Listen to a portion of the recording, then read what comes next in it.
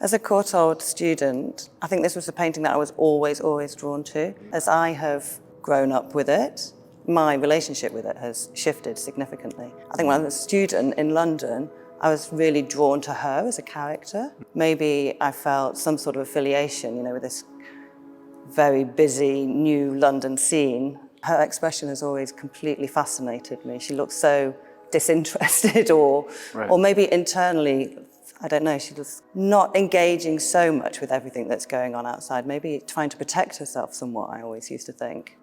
There's a sort of blasé, enigmatic screen, right? It's sort of confrontational, but it's also somehow evasive, maybe. It's almost like she's trying to protect herself somewhat, maybe from everything that's going on, and the conversation maybe with the gentleman in the far corner. Yeah, there's a melancholy too. Do you think? And of course, this was Manet's final painting as well. I wonder whether it can be seen maybe as a self-portrait of sorts. And it was towards the end of his life. I think he died the following year. Right. Of syphilis? Of syphilis, yes. Yeah, I mean, it's an extraordinary final painting. I suppose, it being a mirror in your final work is certainly telling. Yes, of course.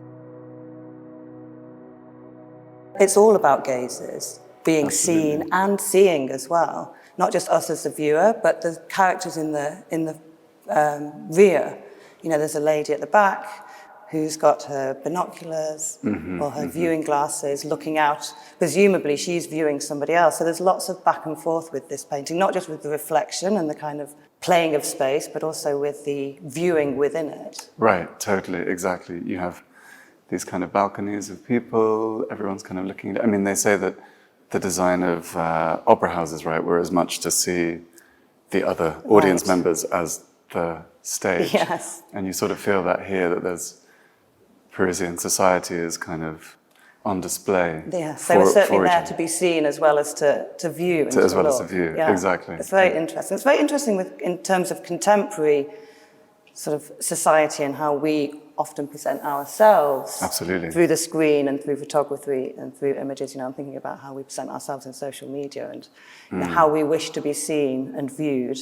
It's so true that I guess cameras, cell phones, Instagram, all these things, I mean, they enforce a kind of self-presentation, don't they? And apparently mirrors did exactly the same thing in the early modern period. As much as they allowed people to reflect on themselves, they also kind of maybe made people police themselves, police their appearance, check that they looked okay, especially when they were very expensive things in high society, made sure you looked the part, and it's as much a kind of I feel when I look at this as much a sense of that sort of anxiety about presentation as much as a kind of, maybe more so than any kind of joy taken from it, There's an interesting reflection on the contemporary self. Exactly.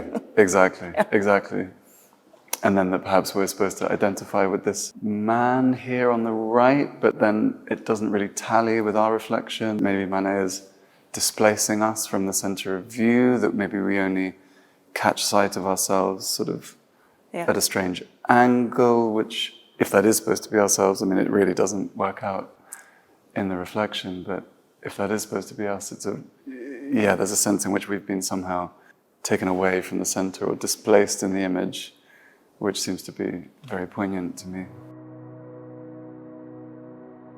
Does your painting process involve painting from real life? I'm guessing not, but I want to hear that from you. No, they are sort of idealized objects, I suppose. I mean, if you Google mirror, then you'll see many a representation of a mirror that looks more like this than like a mirror in the wild. Oh, really? The kind of gradient substitute for real reflection is used to signify mirror online or in kind of renders of apartments that haven't been built yet, let's say. Yes. You'll often see this kind of thing standing in for mirror. So no, it's a kind of shorthand. It's a visual shorthand for reflection. What I'd hope for is something like an encounter where you think you're seeing a mirror or something like a mirror, and then you understand that it's not a real mirror, but then you also understand that it's not even a representation of a real mirror. It's a representation of shorthand for mirror that we do see around us and that we somehow bizarrely accept as meaning reflection, despite the fact that there's nothing reflected in there.